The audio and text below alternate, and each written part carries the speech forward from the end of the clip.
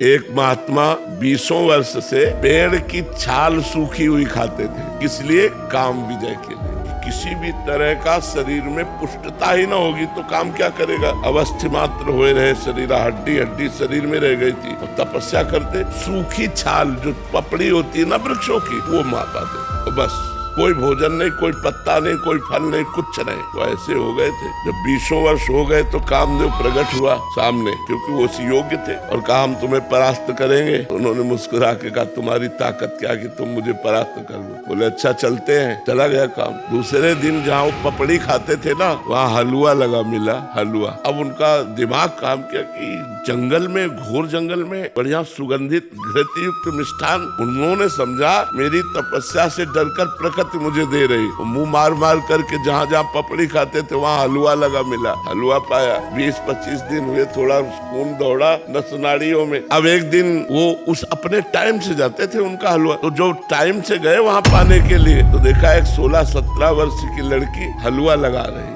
वही भयभीत होने का वो नाटक किया। बोले भयभीत मत हो, भयभीत मत हो, शांत रहो। नजदीक आओ। जो ही देखा तो कमल नयनी सुंदरी छम छम करती हुई पायल। महाराज ने कहा कि तुम डर क्यों रही हो निडर होकर? ये हलवा तुम लगाती थी? हाँ महाराज, आप जैसे तपस्वी की सेवा हमारी सामर्थ्य कहाँ की आंख मिला के कर सके कि मैं आपके सामने जाके हलवा परोस सकूं, इसलिए छुप छुप के। बोले आज से छुपने की जरूरत नहीं है और पेड़ में लगाने की जरूरत नहीं, सीधे ले आया करो पात्र में हलवा। 10-5 दिन और हलवा पाया सीधे। अब तो काम वेदना अंदर जागृत हुई। उन्होंने कहा देवी तुम्हारा ब्याह हुआ है? तो उनका नहीं महाराज। बोले मेरा भी नहीं हुआ। तो बोले मैं आप जैसे महान तपस्वी को पति रूप में प्राप्त कर सकूं, ये तो मेरा सौभाग्य है। तो उनका फिर बोले एक शर्त है, हमारी माँ जंगल के बाहर रहती है और उन्होंने कहा पति वही बनेगा जो अपना मुंह काला करवा कर हमें पीठ में बैठा कर वहां तक ले जाएगा। बोले कर सकता हूँ। घुटनों के बल चल करके जब वहाँ ले गए तो कामदेव खड़ा था और बोला देख